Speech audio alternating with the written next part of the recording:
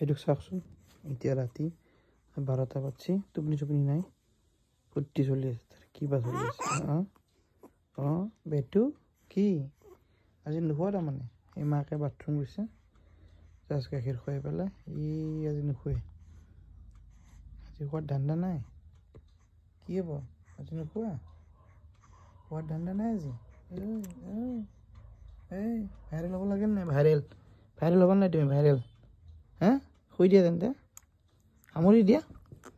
viral হ'ব লাগিব মানুহ চাই আছে বাচ্চা দিয়া কান্দি দিয়া নাকান্দা সামৰি দিয়া কান্দাও কি কৰিবা জোনাক কৈ কি কৰিম বুলি ভাবিছা আজি সামৰি দিবানে নাই